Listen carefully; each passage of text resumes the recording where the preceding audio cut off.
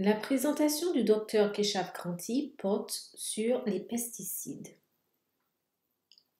Les écosystèmes du coton sont naturellement robustes. Les problèmes de ravageurs sont principalement d'origine humaine. Les interventions humaines, telles que l'introduction de variétés sensibles ou l'utilisation inappropriée de produits agrochimiques, favorisent l'apparition d'insectes nuisibles et de maladies. Normalement, avec un sol sain, les écosystèmes de culture, s'ils ne sont pas perturbés, sont suffisamment solides pour se maintenir avec un minimum de dommages aux cultures. Un seul mauvais pesticide peut dérailler l'ensemble de l'écosystème. Après quoi, de plus en plus de pesticides deviennent nécessaires.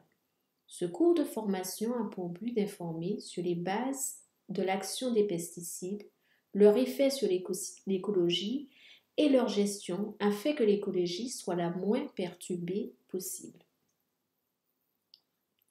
Que sont les pesticides? Les produits chimiques qui tuent les parasites sont appelés des pesticides.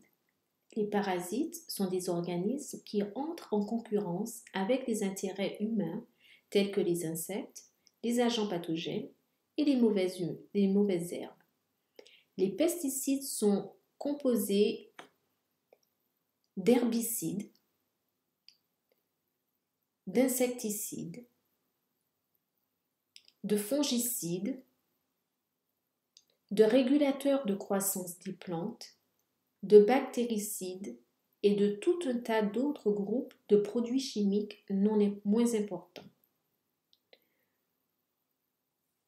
Les pesticides sont disponibles sous forme de formulations commerciales qui sont abrégées. Par exemple, chlorpyrifos 25SC signifie une formulation de suspension concentrée qui contient 250 g de matière active de chlorpyrifos dans 1 litre de formulation. Un concept de base est la DL50 qui signifie une dose létale pour 50% de la population traitée. Plus la valeur de DL50 est élevée, plus la toxicité est faible. Il existe un grand nombre de pesticides chimiques sur le marché. Il y a 2395 pesticides qui sont disponibles sous plus de 72 000 noms commerciaux. De même, il y a 581 insecticides avec plus de 30 000 noms commerciaux. Ensuite, il y a les fongicides, les bactéricides, etc. Certains pesticides sont plus nocifs pour l'environnement que d'autres. L'OMS et la FAO ont défini ensemble 8 critères pour classer quelques pesticides comme très dangereux. Cette classification est basée sur les niveaux de toxicité extrêmes pour les êtres humains et les organismes non ciblés. Il existe au moins 22 à 70 pesticides hautement dangereux disponibles dans les pays africains.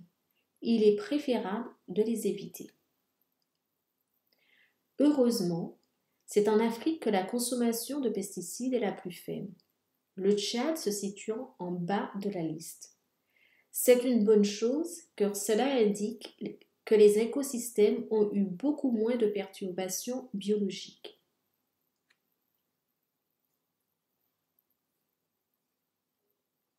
Par ailleurs, l'utilisation des pesticides n'a pas augmenté en Afrique au cours des 30 dernières années, alors qu'elle a augmenté partout ailleurs dans le monde. Donc tout cela, ce sont de très bonnes nouvelles.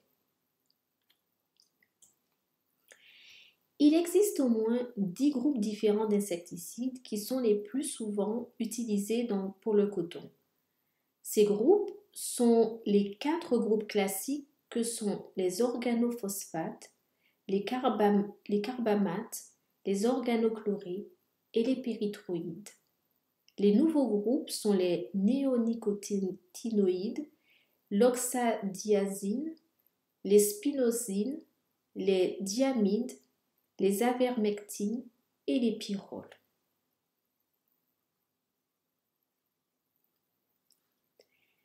Les pesticides sont généralement préférés en raison de leur action rapide et de leur facilité d'utilisation. Toutefois, les principaux problèmes liés aux pesticides, en particulier aux insecticides, sont leur toxicité pour les organismes non ciblés tels que les animaux de ferme, les êtres humains et les insectes utiles.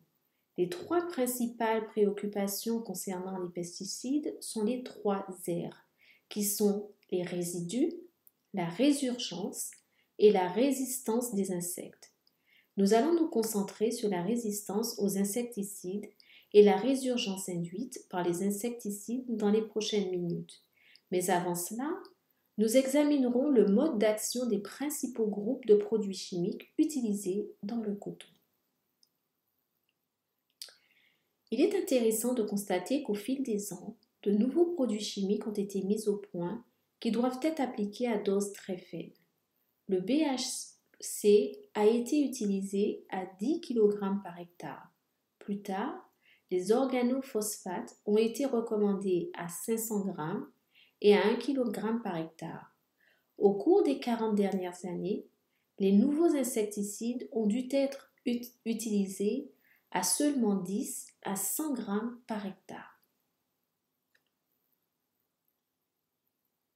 Il est également important de noter que les insecticides nouvellement développés sont plus sélectifs pour l'insecte cible et ont des effets toxiques moindres sur les organismes non cibles, y compris les insectes utiles.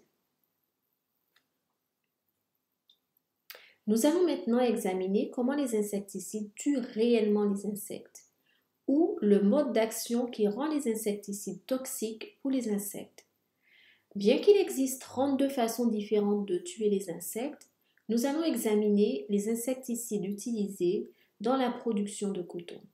En gros, les insecticides peuvent agir sur le système nerveux ou sur l'estomac ou avoir des effets de régulateurs de croissance qui agissent sur la cuticule ou perturbent les hormones. Notons ici que 85% des insecticides agissent sur le système nerveux ou le système neuromusculaire.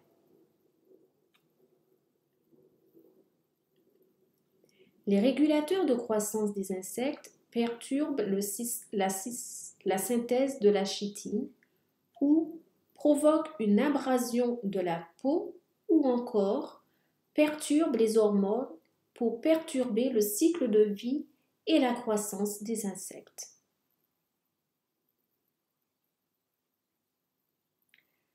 Le Bacillus thuringiensis agit spécifiquement sur l'estomac lorsque les insectes se nourrissent de toxines.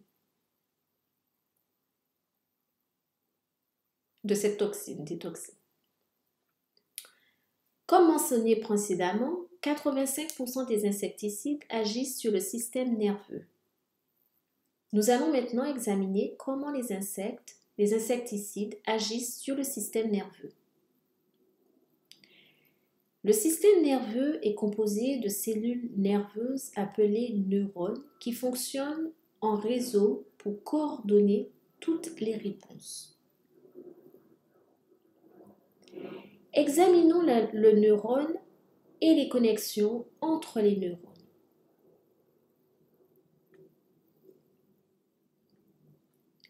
La cellule nerveuse transmet des signaux sous forme d'impulsions électriques et chimiques.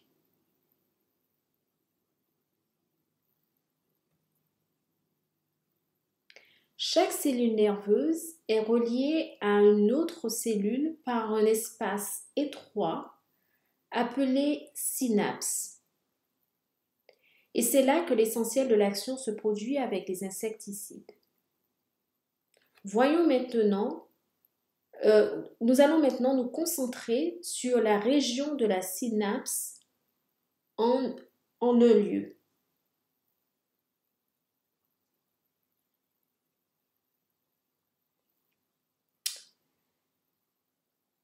La cellule nerveuse communique une autre cellule nerveuse en libérant des substances chimiques appelées neurotransmetteurs qui transmettent des messages spécifiques vers et depuis le cerveau.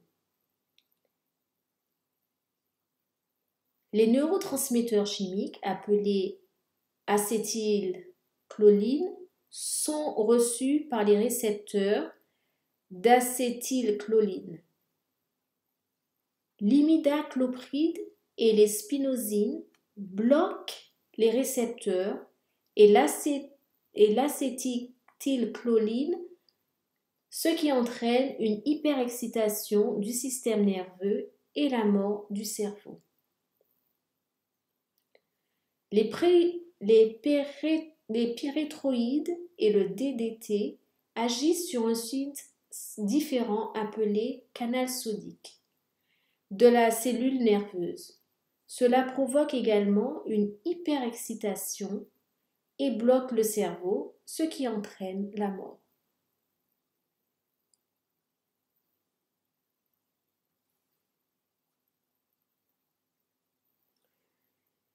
L'indoxacarbe bloque les canaux sodiques.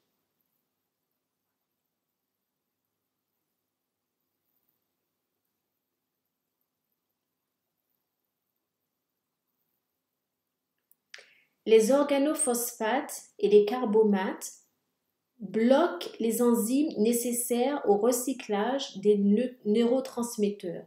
Cela conduit également à la mort cérébrale.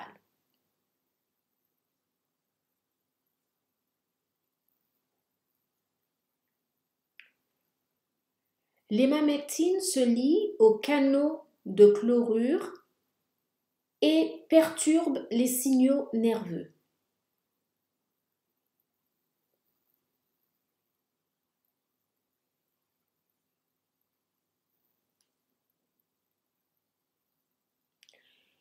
Le chlorantraniliprole se lie au récepteur pour libérer le calcium dans les muscles, ce qui entraîne une hyperactivité des nerfs et de nombreuses contractions musculaires. Les effets de la plupart de ces poisons neurotoxiques ressemblent à ceci. Ainsi, ces insecticides ont des modes d'action différents en différents points de la cellule nerveuse.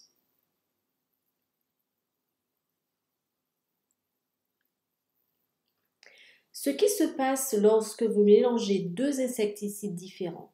Que se passe-t-il lorsque vous mélangez deux insecticides différents? De toute évidence, ils attaquent la cellule nerveuse à différents endroits et provoquent une mort rapide. Il pourrait y avoir un effet de potentialisation comme 1 plus 1 pourrait être égal à 3. Cela détruit la sélectivité, ce qui signifie que même les insecticides individuels du mélange sont relativement plus sûrs que pour les insectes bénéfiques. Lorsqu'ils sont mélangés ensemble, ils tuent les insectes bénéfiques. La plupart des mélanges semblent efficaces au départ, mais peuvent provoquer une résurgence et des épidémies de parasites. Cela se produit non seulement parce que les insectes bénéfiques ont disparu, mais aussi parce que certains insectes réagissent au stress en pondant davantage d'œufs comme méthode de survie, un phénomène appelé hormoligose.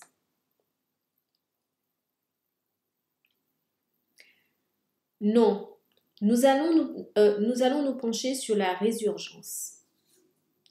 Maintenant, nous allons nous pencher sur la résurgence.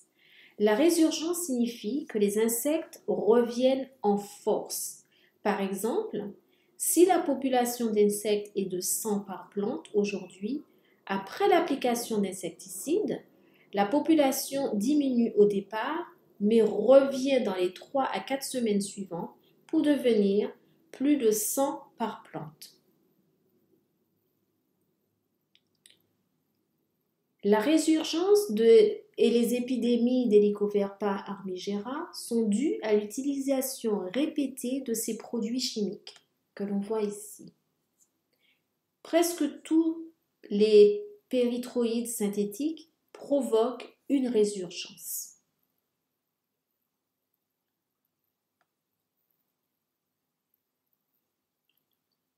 De même, Il existe une liste d'insecticides pour la résurgence des acariens, des pucerons, des aleuraudes, des cochenilles, etc. Ce qui ressort clairement de toutes les études. Ce qui ressort clairement de toutes les études, c'est que les périthroïdes synthétiques provoquent la résurgence de presque tous les insectes nuisibles. Nous allons maintenant nous pencher sur la sélectivité. La plupart des insecticides qui sont toxiques pour Helicoverpa armigera sont également toxiques pour ces insectes utiles. Toutefois, certains d'entre eux ont une très faible toxicité pour ces insectes utiles. Il est préférable d'utiliser des insecticides qui ont un faible impact global sur les insectes utiles.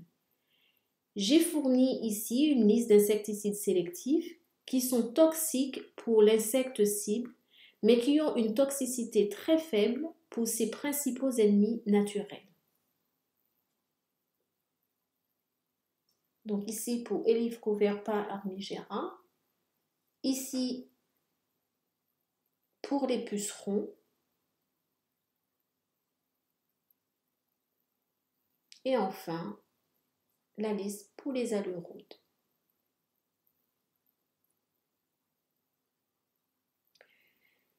Nous allons maintenant examiner comment les insectes développent une résistance aux insecticides. La résistance est due à la survie du plus fort. Donc la résistance est due à la survie du plus fort. Les insectes qui survivent à un insecticide possèdent des gènes nécessaires à la résistance. Lorsqu'ils se multiplient, leurs petits sont résistants depuis la naissance. La résistance ne se limite pas aux insectes. Les mauvaises herbes développent une résistance aux herbicides. Il existe au moins 40 espèces de mauvaises herbes qui ont développé une résistance au glyphosate. Des études ont montré que les mauvaises herbes ont développé une résistance à toutes les grandes classes d'herbicides.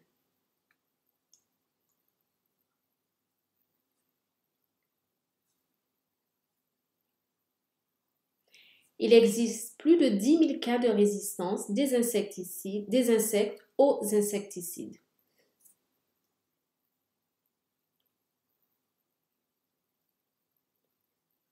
Il existe au moins 586 espèces d'insectes qui ont développé une résistance. Les insectes ont également développé une résistance au coton BT génétiquement modifié.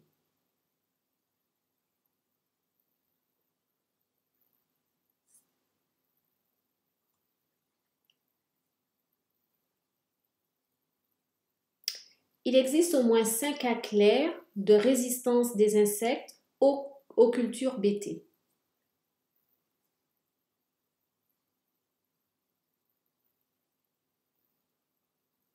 Et on les voit ici.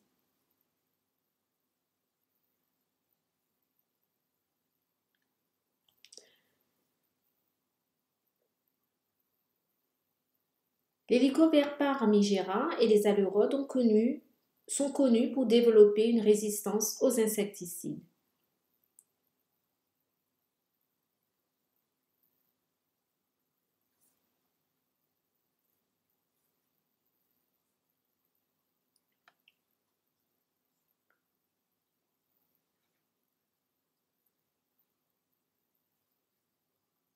Nos études ont montré des niveaux élevés de développement de résistance chez les aleuraudes, jusqu'à 2000 fois, ce qui a provoqué des épidémies.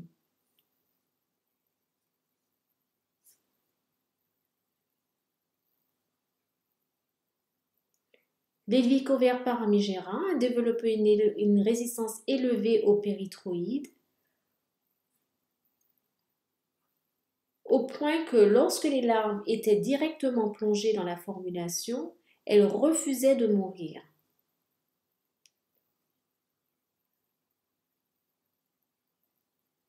Il y a eu des épidémies de ver rose de la capsule à cause de la résistance du coton BT en Inde. Le coton BT n'a plus d'effet. Le coton BT n'a plus d'effet sur le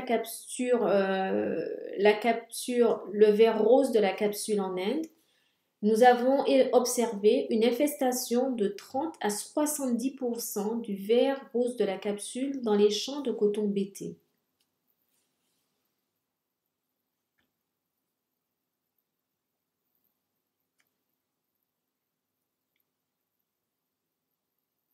Donc, comme on l'a dit précédemment, le coton BT n'a plus d'effet sur le ver rose de la capsule en Inde. Et nous avons donc observé une infestation de 30 à 70% du ver rose de la capsule dans les champs de coton BT. Nous avons également fait état de niveaux de résistance élevés.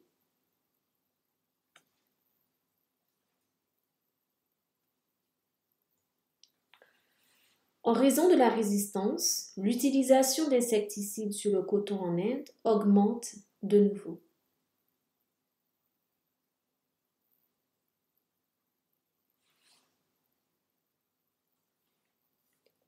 Comment les insectes deviennent-ils résistants aux insecticides et au coton BT?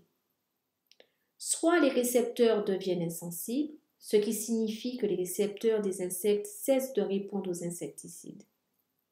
L'autre mécanisme est que les insecticides sont décomposés en molécules non toxiques.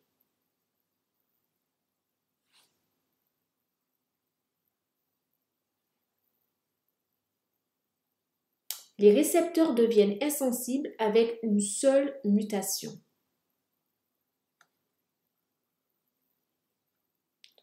Un seul point de données dans le gène confère une résistance.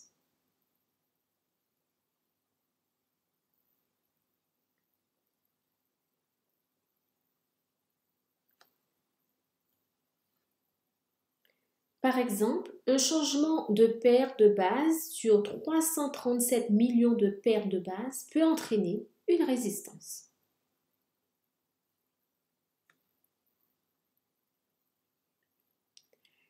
Les insectes peuvent-ils développer une résistance à n'importe quel insecticide? La réponse est oui.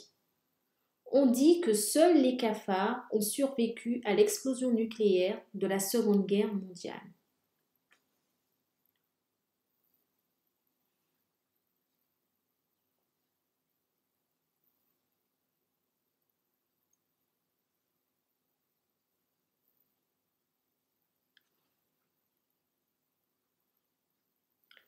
Cette planète appartient au fait aux insectes, car ils sont venus beaucoup plus tôt que les êtres humains.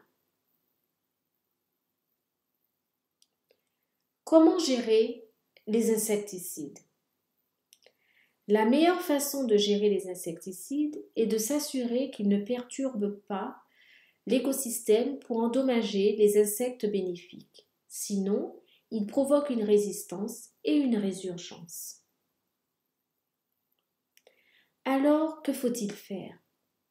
La technique la plus simple, comme mentionné précédemment, consiste à choisir des insecticides sélectifs pour des fenêtres d'application spécifiques, de sorte que le parasite soit le plus touché et les insectes bénéfiques le moins touchés. Merci de votre attention.